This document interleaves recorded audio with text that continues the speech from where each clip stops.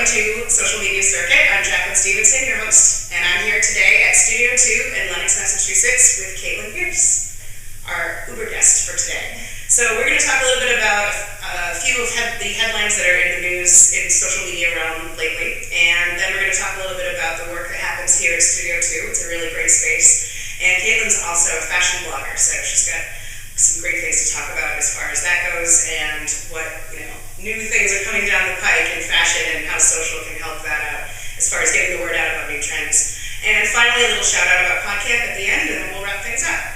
So I collected 3 different headlines in the news relating to social media, and the first, I'm just going to get it out of the way because anyone who's ever watched the show before knows how I feel about Facebook. Facebook and constantly making changes, it drives me nuts. It's there, we all have it. It's something that we all need to understand, especially if we work in social media. However, the changes are constant. Am I wrong? Never ending. Never ending. Never ending. And they're coming around again. So filed under, I guess we have to talk about it here on my iPhone. Facebook is going to be changing things up again with new privacy settings as the Facebook timeline rolls out for everyone. Now, some people already have a timeline. Are you using the new timeline? I am. I'm actually not. I'm resisting like you wouldn't believe. I had some issues with the design and things like that. But so tell me a little bit about Facebook timeline as you've used it up to this point and what some of your impressions are. Well, I actually used it. I signed up with the developer hack, I guess you would call it. So I've been using it since probably about October, and I actually really like it. It definitely takes some getting used to, but for the most part, it seems like it's pretty streamlined. Although the privacy setting thing is pretty aggravating to have to go back and change this every time. But I think my favorite thing is just all of the new little life events that you can put in, So you can add, I recently got married, so I added, wedding day, and you can do a big feature story instead of having just a little box. So you can kind of feature things, and it just makes it a little bit more fun. But people haven't really started freaking out yet about all the changes because, some people still don't have it. So.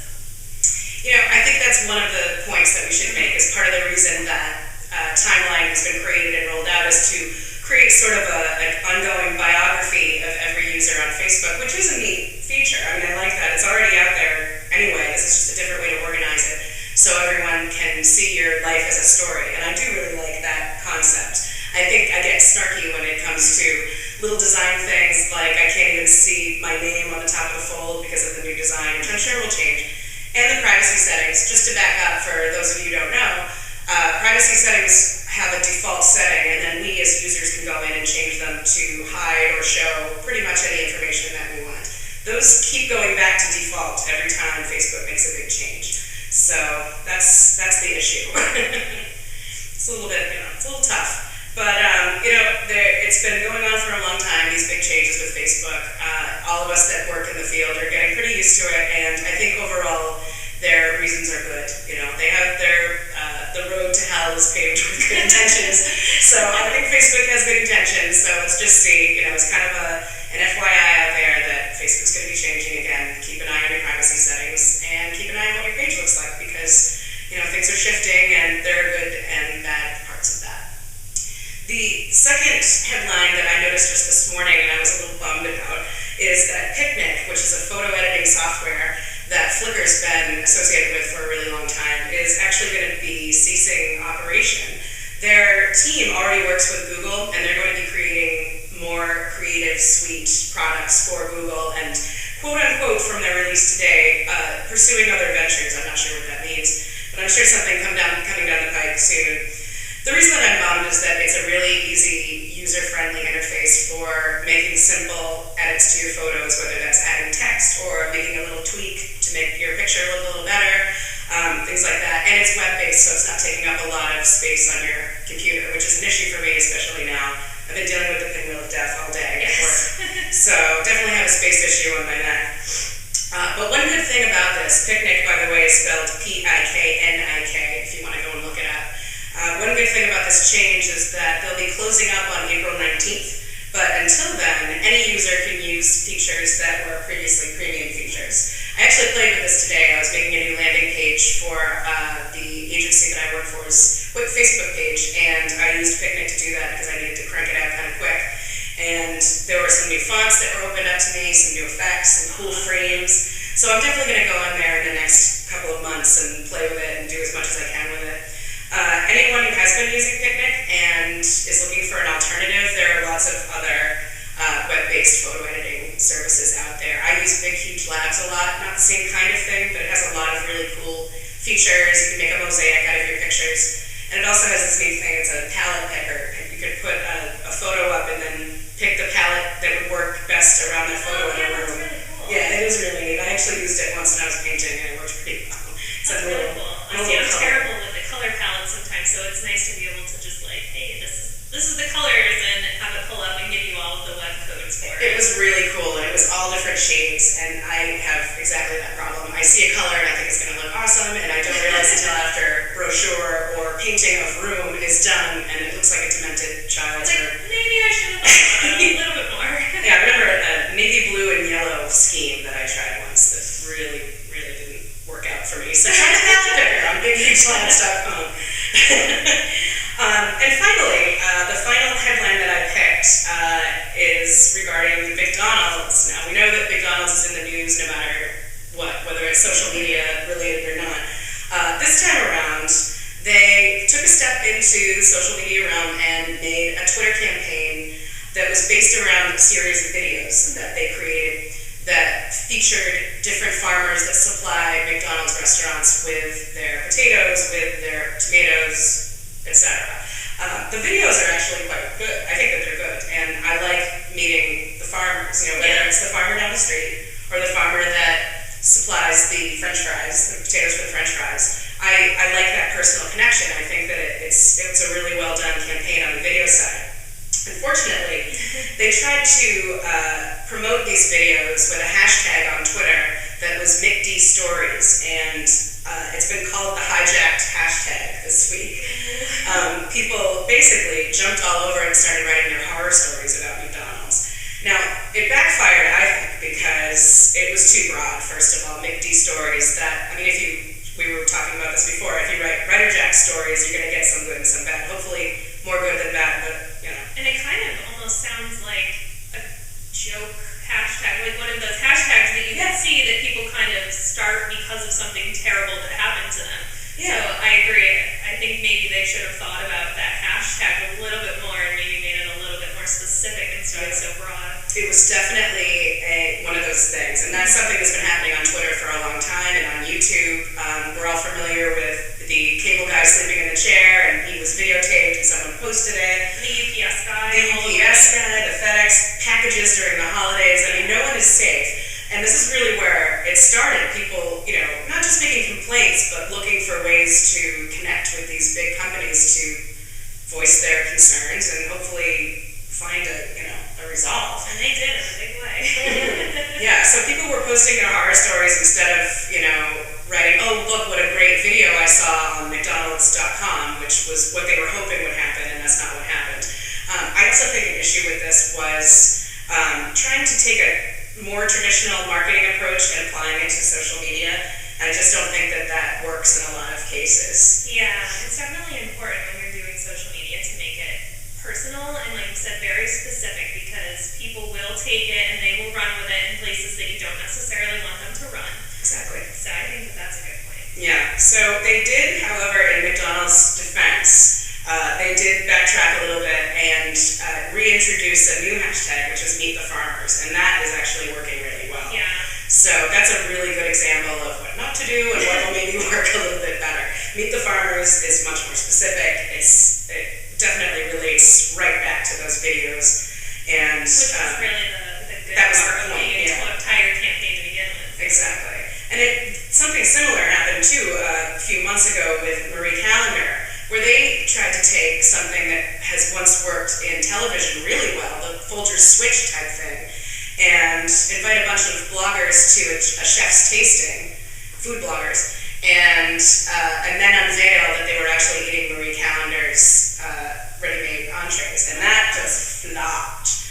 These bloggers felt like they'd been lied to. They felt like they'd taken time out of their days to go and actually have a chef's tasting that they were all really excited about, and then blog about it. And because they'd been invited, because they had blogs at their disposal, they all went back to their blogs and wrote how unhappy they were that, they were put in this position.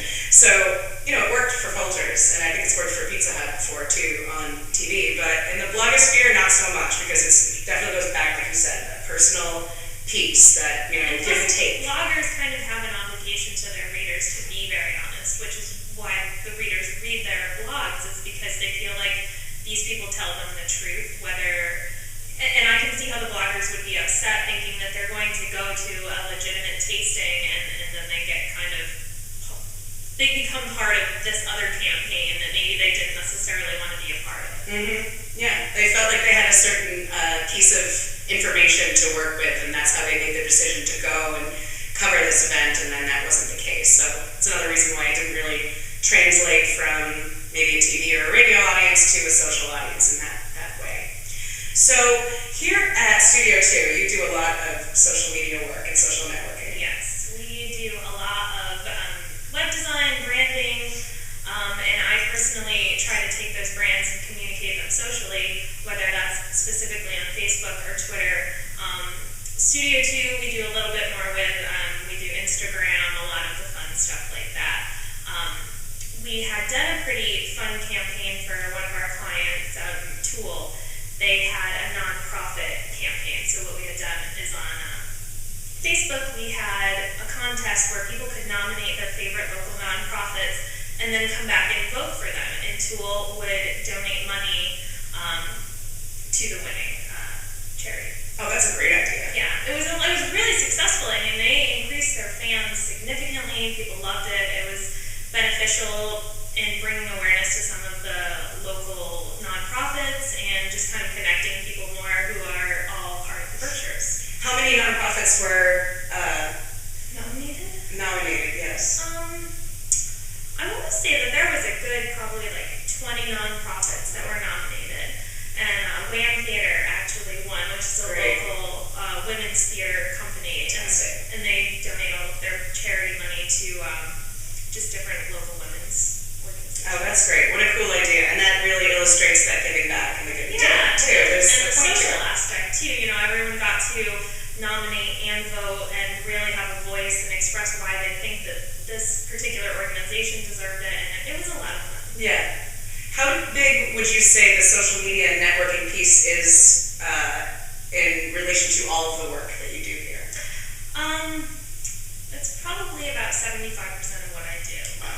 I do a lot of web work as well, so I, take turns between project managing, actually doing the work, and then the social media. So it's been fun because a lot of our clients haven't previously been involved with a lot of social media, so it's a lot of consulting and helping them decide and figure out what's best for their brands and the voice that they want to have on social media, which is a huge part of being on social media. Mm-hmm. I agree, indeed. I find it, that's one of the hardest things for me with a new client is to talk through those sort of intangible pieces. Yeah.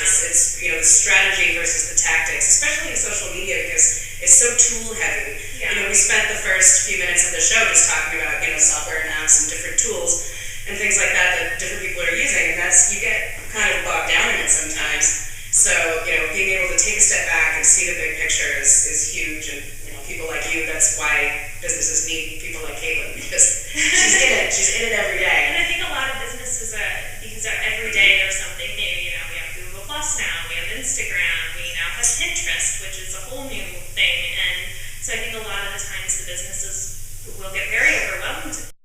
You are a fashion blogger. Now, what is your blog address? It's called Eidetic Fashion. It's EIDETIC fashion.com. And what exactly does that mean for those of us who don't know what that means? Most people actually don't know what eidetic means. People think it's a word I made up, but it's not. It's in the dictionary, and it means photographic. So, if I had a photographic memory, I have an eidetic memory. And as a photographer, I like to take lots of pictures, so I figured it was appropriate to kind of pair the photographic and the fashion together. That's very cool. Yeah. I'm a word nerd, so I didn't know what that meant until now. I Actually, pretend that I did, but I didn't. Nobody did. You know, I pulled it out of, I think I did like a search for, you know, in the thesaurus for words that are similar to photographic, and I came up with that one right away, and I just loved it.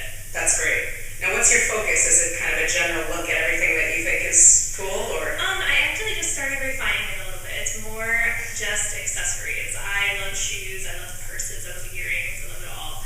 And I really like to take pictures of it. So I just set up a little photo tent, take pictures until my heart's content, edit them, and throw them up, and it's just great. I love it. That's so fun. Yeah. So how are you getting your followers up and all that good stuff? Yeah, we actually just started a chat for fashion bloggers on Twitter.